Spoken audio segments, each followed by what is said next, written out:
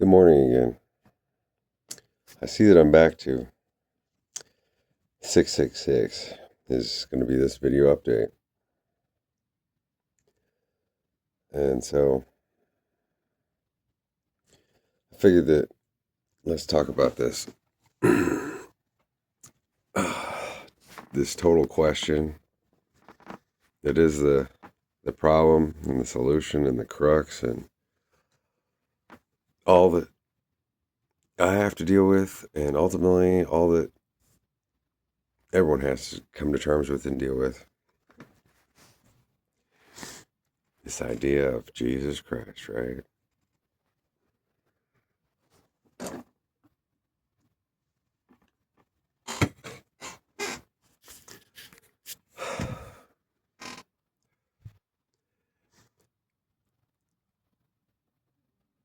The journey of our soul.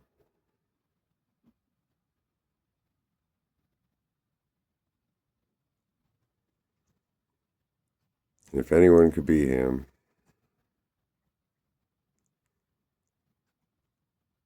what a headache that motherfucker would have, huh?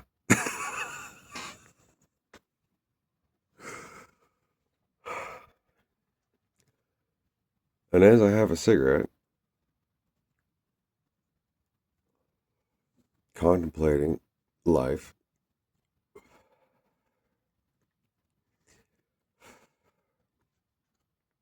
and the positions within it,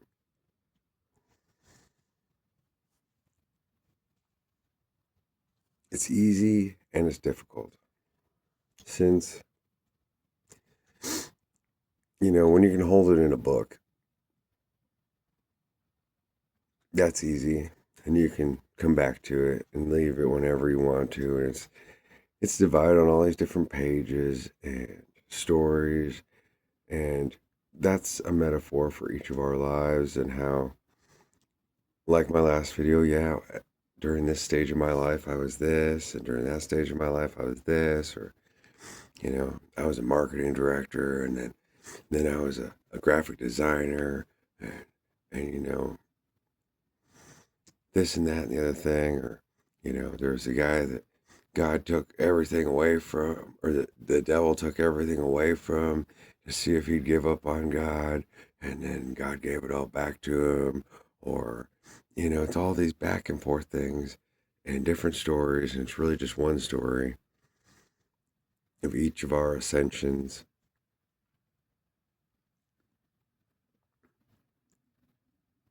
Which is difficult because life doesn't ever come to a point where it's just, no, that's the end of the book. Because isn't that the weird thing about the book? Is that in the end, if you know everything there is to know about the book, yeah, he came, and he never came. And for some people he did, and for some people he didn't. And he may have never lived. But does that matter, or does it? And for the one that could be him, that'd be the last thing that on that guy's mind. And then he would show up to himself, and he'd be like, that's the devil. That's Lucifer. Oh, wait. Where am I at? Where am I going?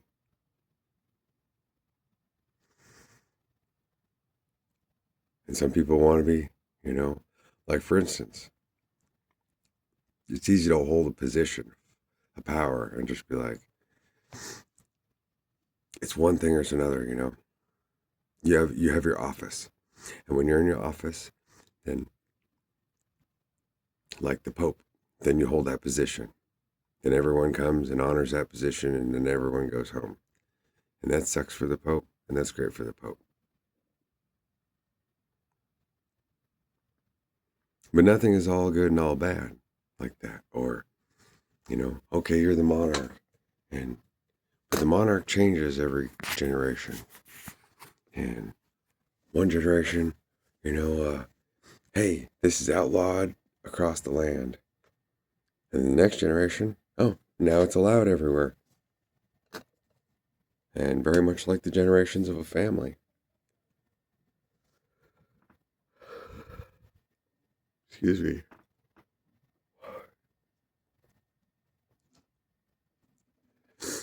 But being human is not easy, especially with all this stuff on one's shoulders or in the tailwind.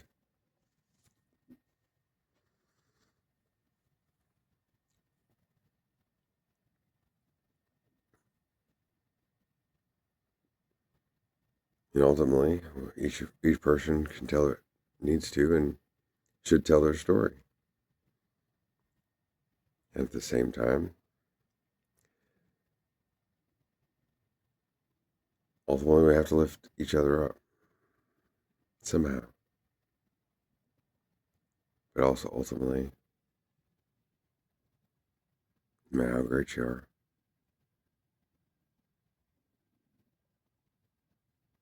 everybody goes into a box. It's buried alone. It has no control whatever everybody says and reports on and remembers about you when you're dead. And so it's the best that we be honest with ourselves and each other and give as much as we can while we're alive.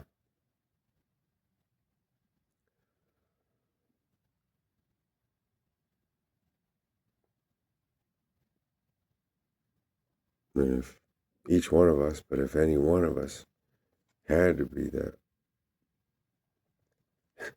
and live a human life, it wouldn't be fitting if he was all good or all bad or only one thing or only another. It's only inanimate objects are that way. A rock is a rock. A lighter is a lighter. A candle's a candle. It serves its purpose, and once it's not that anymore, it's gone. It goes into trash, it gets recycled, it's over. But then it lives a new life. But it didn't have a life to begin with, to live. It was just a thing. You and I were not things. We develop every day. We go through ups and downs, sometimes within 1 minute.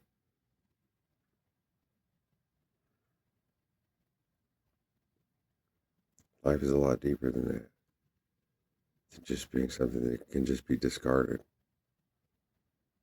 or just be talked about as if we're inanimate objects. And a lot of times that's how gossip goes. Somebody gets a first impression in their mind and you're that forever. But that's their ego trying to hold on to something apart from something. Because they don't want to change either.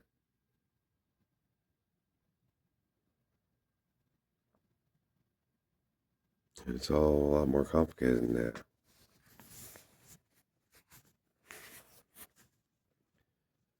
I've always wanted to make the world a better place. I enjoy spending time with people.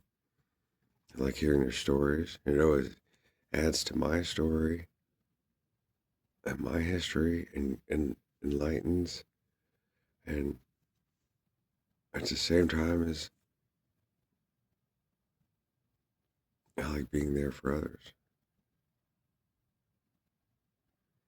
And creating those, for lack of a better word, it's a terrible word, but bonds. It's a bond, that sounds like slavery. Which is the weird thing about creating a bond with someone in a relationship. Of how it can bring us down, and at the same time as their emotions, they're down, so then, no, I gotta lift them up, look at the brighter side or whatever. And, or have their mood could be down and it brings ours down too. And it's a very complex thing.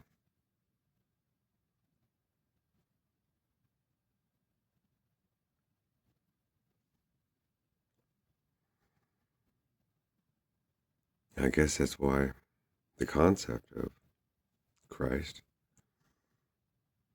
has been all the deities in the entire world, in every culture, has seen the same, for lack of a better word, image.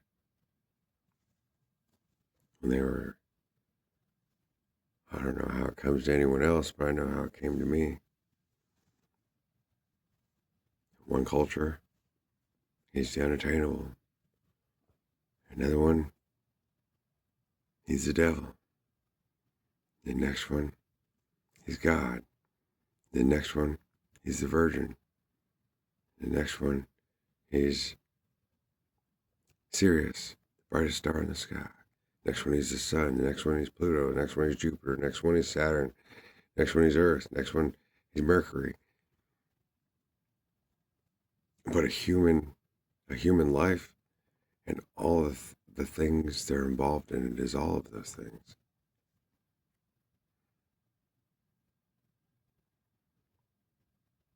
And yet, whenever anyone closes their eyes, what is there? Darkness. And when we open our eyes, what is there? Unless we're looking at the screen like I am right now and only able to see myself, reflecting back at myself, but not looking at myself or thinking about myself necessarily. There's everything except for I.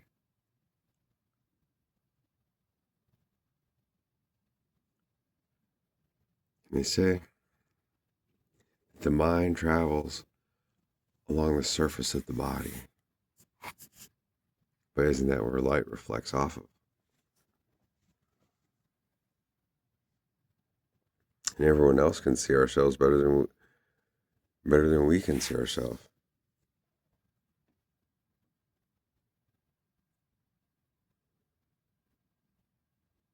And there's no way to truly know how other people see us or imagine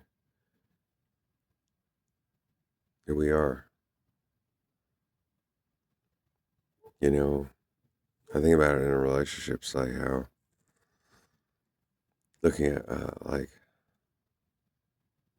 there's some videos where like people get together for the first time, and from the outside looking in, and we're like, oh, like we could be sitting there with ourselves or with our spouse, we're watching it, and like, ew, he looks kind of weird, or I don't like that she has all those piercings, or this or that. We could sit there and we could tear them apart all we want, or oh yeah, she's really pretty, or whatever. But then we can't really see what makes one person love another person, and see past all the ugly things. Or somebody could be really attractive, but to themselves they're hideous.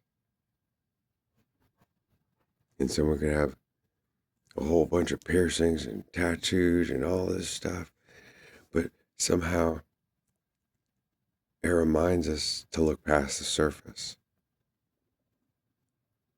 And it's really someone's good heart. And and why do they do that to themselves? Some people could think. And in a way, it reminds us that it doesn't matter. That each of us is covered in a bunch of fucking face tattoos and an ugly past. And flesh and filled with feces and blood and guts and a mushy ass brain, and we're stuck inside a dirty thing called a body. But the mind without a body is like outer space without any stars, nowhere to land. It's so clean. There's not a thought to it. There's nothing to exist for.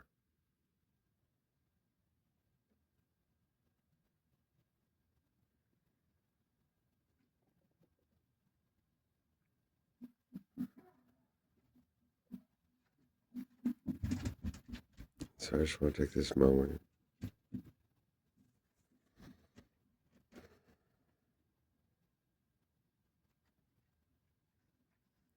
to share my love and reverence for all the people struggling, and remind those that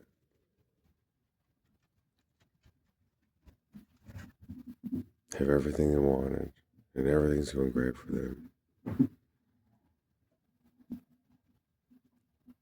The life can turn around in a minute from either end. It's important that we're all connected.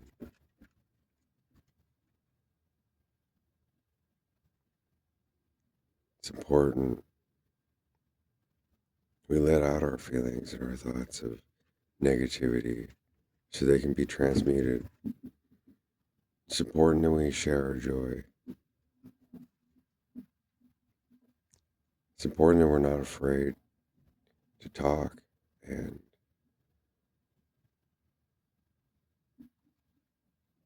that we're not afraid to be at peace and silent sometimes.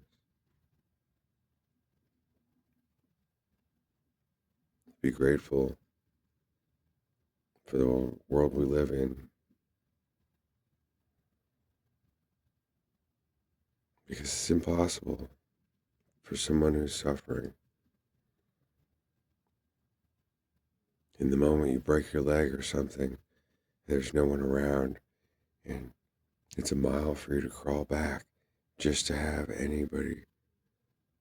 And you might, just because you have a broken leg, you still function just fine, but you might die out there alone and starve to death because it might take you a week and a half to get to help to save your life. Any wild animal could just come up and devour you on the spot. For those suffering in war-torn places, you could be eating dinner with your family, and then a bomb hits your house, and you didn't even get to finish your next bite or even know that you were gone. Your whole family's blown apart.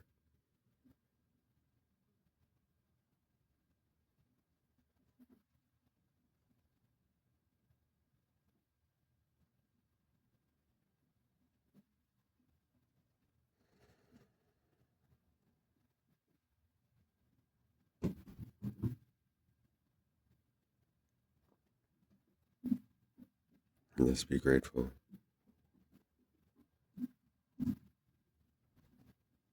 Do we have a place where people can criticize each other? Or that we can play a video game and we can get away from it all? Or that in a moment's notice, we can just go to somebody we like or dislikes channel and get what we need and run away. Or that we can come back every day and admire something in someone that lights us up or somehow makes us so angry. Because feeling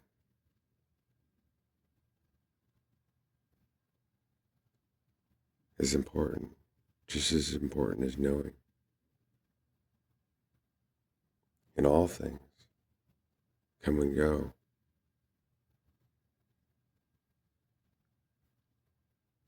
And all people should be remembered. I hold in my heart, my mind, a space for everyone.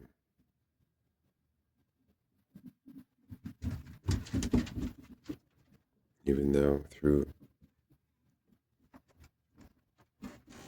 most of my life, I've spent it in solitary.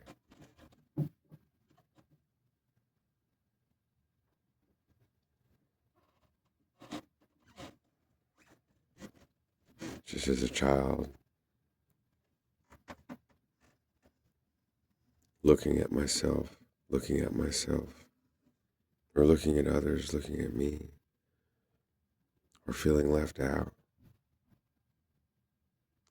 feeling hopeless, or feeling so empowered that nothing else matters.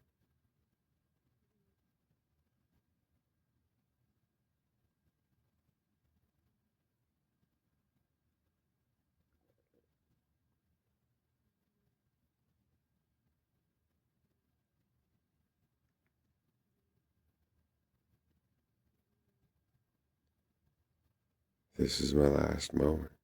I would just pray that everyone would find happiness and love that lasts.